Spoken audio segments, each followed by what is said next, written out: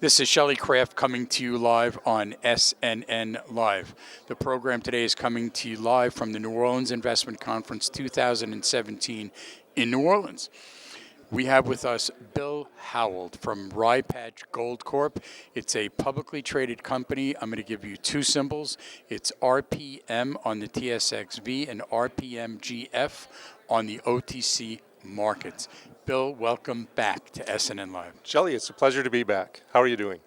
Good to see you. It's always a pleasure.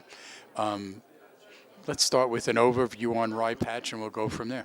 Yeah, it's pretty amazing. Over the last year, we've become Nevada's next gold producer, and now we're working towards becoming Nevada's next mid-tier producer. So we're on the track to get bigger and better.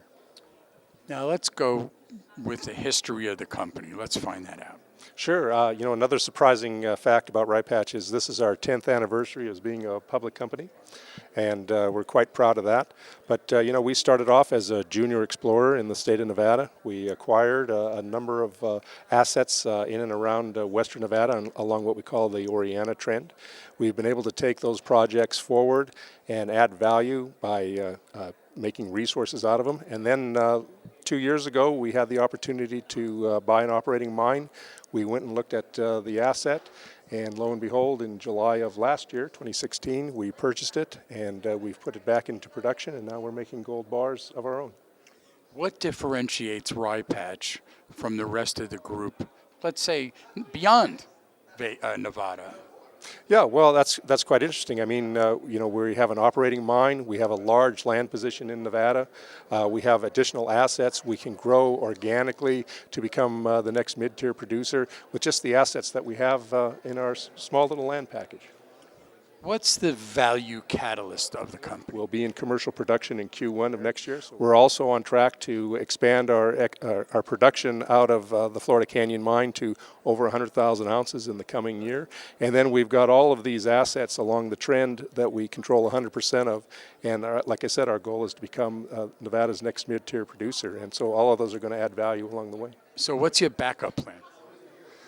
Well, in the sense, we've got all of our assets available to us at sub-$1,000 gold, right? So we've already taken the initial step of looking at these assets at below $1,000, and we know we can make money, down to, say, as an example, Lincoln Hill down to $760. So we're going to keep moving forward on all these assets because we've already taken that initial step. Are you drilling? We are drilling right now. We're looking at some oxide targets around Florida Canyon. And then the other thing that's really interesting about Florida Canyon, and we think we might have a tiger by the tail, is there's a large sulfide body beneath the oxide that we're mining. And that sulfide looks to be every bit as big as the oxide. And we've got a few holes going in to test kind of the size of the overall area. But if those come in as we've seen in the past, there was some work done in the mid-90s, we could have a real tiger by the tail. What's your background?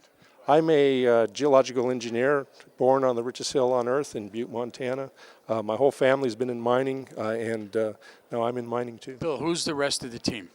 Yeah, well, we're really fortunate. We have an internationally recognized board, people that are on some large mining companies like Antofagasta Minerals and Golden Star. We've got some folks that have been around mining for their entire lives, and they're just fonts of knowledge, helping us get through some of the rough patches that we've experienced.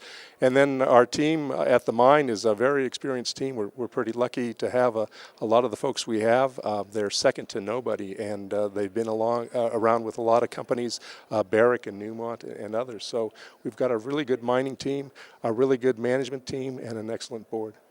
Is it unusual for a junior exploration company to go through the development stage and actually become a producing company? It is probably one of the hardest barriers to break through. And a lot of the reason of that is working capital. When you start to operate a mine, there's a lot of things that can go wrong. It's not like flipping a light switch, and so you have to work through all those issues. And as you work through them and develop them and optimize them, then you make it forward. But a lot of times companies run out of working capital and they go away. Bill, any other updates you want to share with us? Yeah, well, the company is continuing to move forward on its other assets. We'll start to look at Lincoln Hill and Wilco and bring those into the fold here over the next year. And as I said, there's a lot of different catalysts that'll come through over the next year, including there'll be a study done, a pre-feasibility study on the mine itself and looking at this expansion potential. And then we are drilling, so we'll have some nice results coming out, I hope, from the sulfides. Let's get your website out for more information, if you would. Sure, it's www.ryepatchgold.com.